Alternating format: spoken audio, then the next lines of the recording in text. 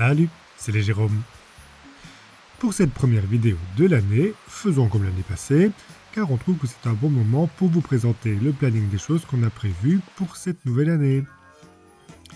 Mais tout d'abord, on voulait vous présenter nos meilleurs vœux à toutes et tous et vous souhaiter le meilleur dans vos projets.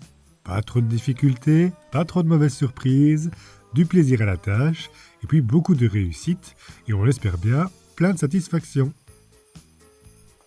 Alors, pour faire notre planning, cette année, on a été un peu plus raisonnable, vu le fiasco de l'année passée.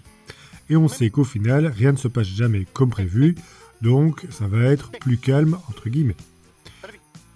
On va d'abord essayer de finir beaucoup de choses qu'on a commencé depuis un bon moment. C'est aussi ça qui est parfois difficile dans le projet au quotidien, car maintenant, partout où on regarde, c'est le chantier, des choses pas finies, etc. Alors, ça occupe l'esprit, on voit tout ce qui reste à faire et qui parfois traîne ou s'enlise. Donc cette année, on va essayer de finir un max de trucs laissés en attente. Ceci dit, vous le verrez au fil des vidéos à venir, pour certains chantiers, finalement c'était assez bien tombé qu'on les ait laissés. Ça nous a permis de comprendre de nouvelles choses et nous a même donné des solutions dont on ne pensait pas avoir besoin. Mais bref, alors, qu'est-ce qui est prévu ? Pour faire notre planning, on divise l'année en trimestres et on essaye en gros de caser les choses en fonction de la saison, quitte à les étaler sur plusieurs trimestres en fonction de la complexité estimée, ce qui n'est pas toujours facile. On essaye aussi de prendre en compte que la belle saison est plus occupée avec nos autres activités comme le jardinage, l'élevage, l'apiculture, etc. Et on sait que de mai à septembre, c'est assez intense. Bref, alors... Cette année, on voudrait pouvoir faire les plafonds dans toutes les pièces, au moins aux étages, car ils sont assez simples et tout ce qui est technique y est terminé.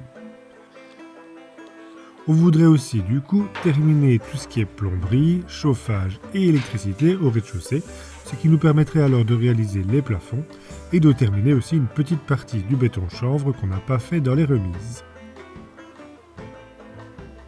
Cela passe aussi par la poursuite de la mise en place des réseaux souterrains côté parking, où on a creusé une tranchée.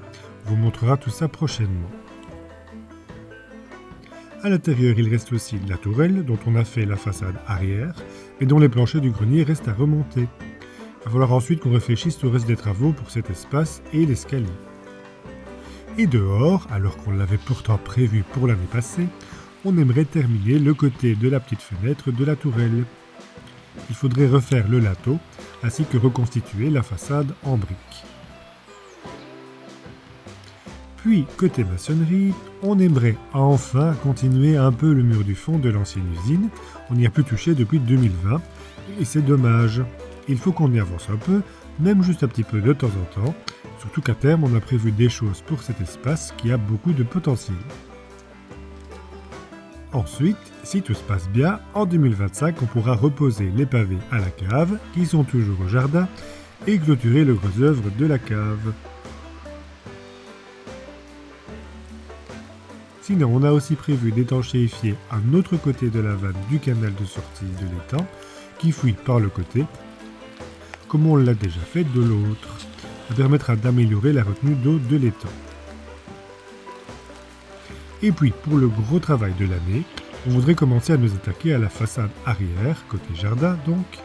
Cela est nécessaire pour pouvoir avancer sur d'autres travaux, notamment pour la pose des châssis, ce qui est là aussi le prérequis pour ensuite faire les tableaux des fenêtres et poursuivre avec les enduits intérieurs. Oui, car on ne va pas restaurer la façade avec des nouvelles fenêtres qu'on risquerait d'endommager. Surtout qu'il ne s'agit pas de juste rafraîchir le contour, il faut tout remettre de niveau, reconstituer les pierres et briques. Un gros boulot.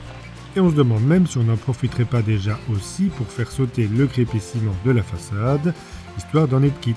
Et pas encore de refaire les enduits, non pas tout de suite. Oh là là, l'aspect extérieur du bâtiment va être fort impacté visuellement pendant un moment. Parce que dans tout ça, il faut cette année sérieusement se mettre à la réflexion pour le gros chantier du futur remplacement de la toiture. Et encore pas mal de nœuds à démêler. Voilà, comme vous le voyez, c'est déjà bien rempli. Peut-être trop, difficile à dire. On espère qu'on ne devra pas trop laisser tomber de choses. Voilà pour ce planning. Cette année encore, il est aussi possible qu'on fasse appel à quelques personnes pour nous aider. Le moment venu, on enverra une demande et plus d'informations à ceux qui sont inscrits sur notre liste.